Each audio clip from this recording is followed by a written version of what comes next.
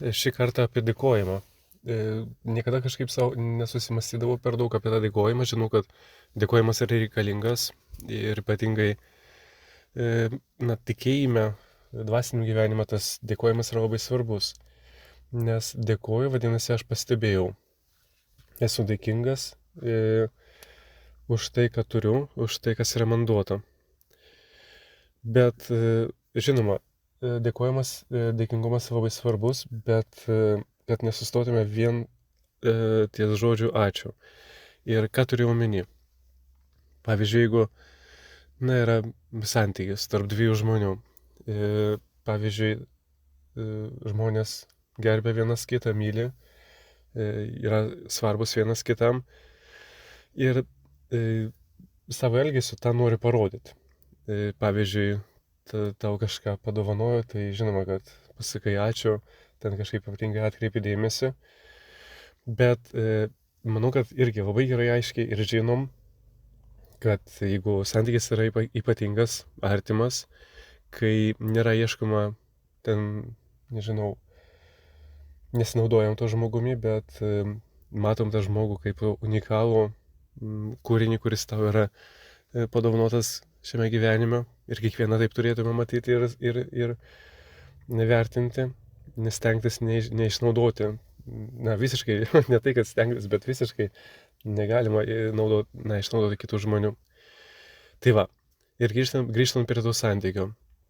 Jeigu, pavyzdžiui, tu padovanoji savo merginai gėles, tai ne tai, kad ten tikėsi kažko ypatingo, kad tau, ten dėkos, ten visą gyvenimą, ten tiesiog, ten, nežinau, kartos tą žodį dėkoju, ačiū 100 kartų, bet tame santykėje tu vis tiek, pavyzdžiui, kažką padarai, tu išgirdai ačiū, bet ne tai, kad tau kažko užtenka. Čia eina kalba apie tai, kad tai pagilina santykį, tai santykį dar sustiprina.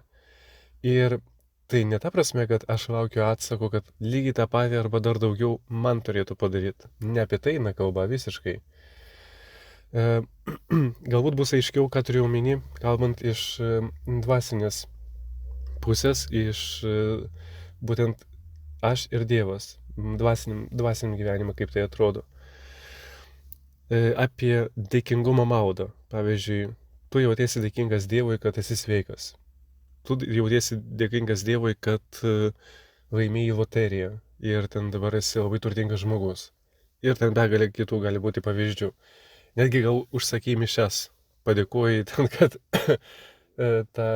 tau taip susiklosti ir laimėjai. Na, va, taip jautiesi dėkingas, kad netgi ten, nežinau, kažką padarai, ar ne?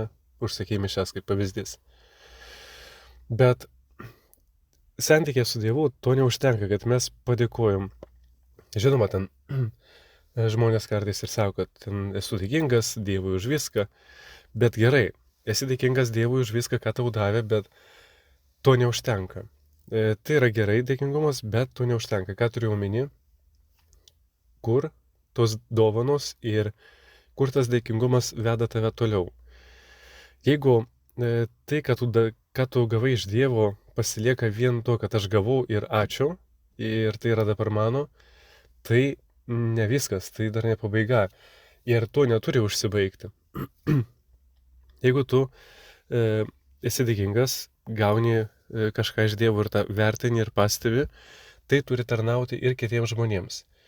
Kaip kažkada anksčiau yra vienas ten irgi įrašas garso apie tai, kad ką tu turi, ne visiškai tau priklauso. Tai, ką turi, tai turi tarnauti ir kitų žmonių labui. Nepaisant to, kad oficialiai iš tavęs neturi niekas teisės atimti šito, kas tau priklauso, ar ne? Bet čia būtent ir mes, kaip tikinti žmonės, turim eiti toliau. Nes kaip yra šventam rašte parašyta, pagonės irgi myli tuos, kurie juos myli. Bet mylėti savo priešą yra kur kas sunkiau negu tą, kuris tau šypsosi.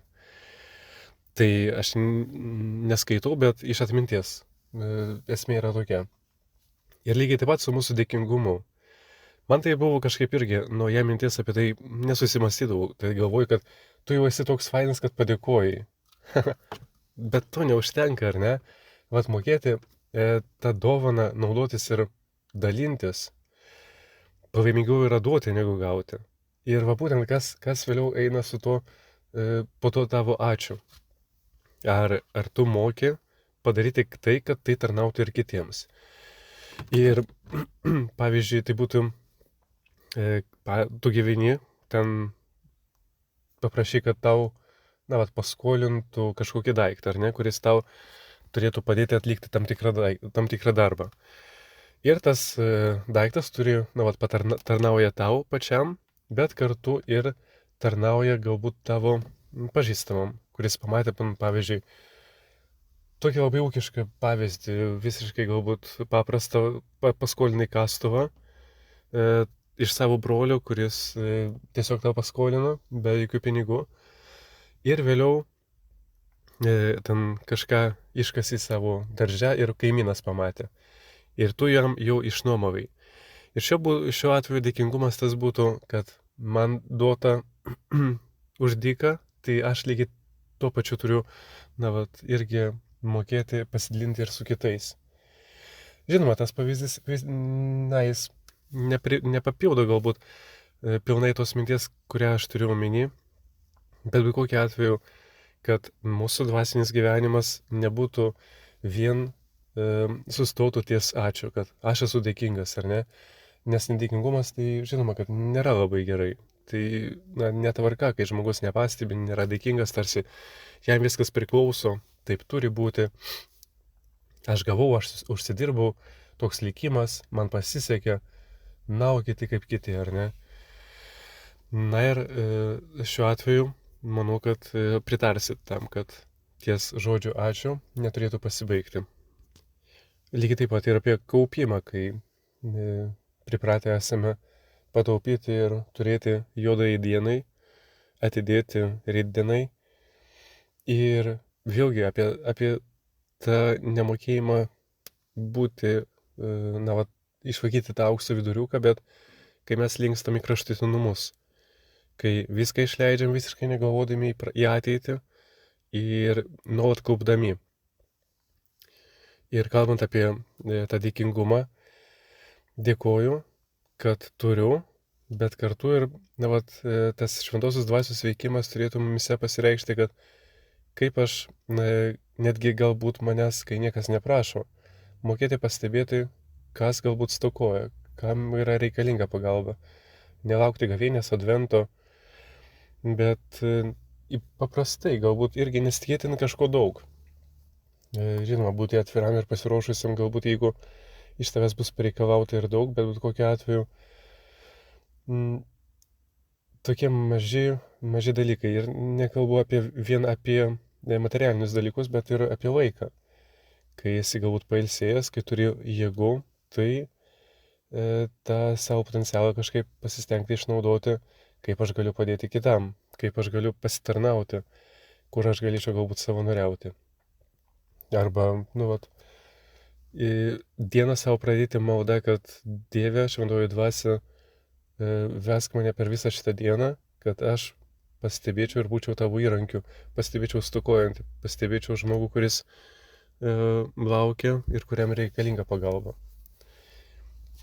Taigi, apie tą dėkingumą šiandien apmąstėm ir verta būtų savo susimastyti, kas seka, po to, kad tos dovanos, kurias aš kaupiau, kurias Dievas man duoda, kad jos manyje nesugestų, nes kartais vaikai galbūt kažkada prireiks, galbūt man pačiam, kitam gaila atiduoti, kaip ten tas lagaminas be rankenos tarsi ir trukdo, bet ir išmesti gaila. Ir šiuo atveju negalvoti per daug į ateitį, ta būtent pusiausvyra, tas aukso viduriukas tarp taupimo, bet kartu ir matymo, kam ko reikia. Ir dabar atėjo dar spontaniškai mintis apie šventąjį Pranciškų. Tai man labai patinka šitas šventasis. Ir ten mintis buvo tokia. Atsiprašau, kad necituoju, nes tiksliai šitos minties negaliu dabar perskaityti, bet esmė yra tokia, Šventas Pranciškus, kaip mes žinom, buvo žmogus, kuris pamilo neturtą. Ir jis ką turėdavo, tai turėdavo iš gerumo kitų žmonių, pavyzdžiui, kažkokį drabužį, tai tas drabužis, kuris jam buvo atiduotas, jis tarnavo jam tik iki to laiko, kol jis nepamatydavo, kad tas daiktas arba drabužis gali pasitarnauti kitam. Ir nuo to momento, kai jis pamato žmogų, kuris stokoja, pavyzdžiui, kažkokio drabužio, kurį aš turiu, viskas, šitas drabužis jau ne mano. Tai superinis šventasis, kuris būtent gyveno tuo, ką ir sako tie žodžiai.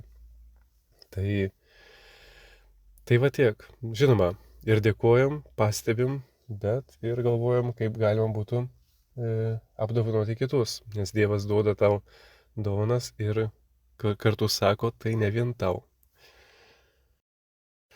Šį kartą apie dėkojimą. Niekada kažkaip savo nesusimastydavau per daug apie tą dėkojimą, žinau, kad dėkojimas yra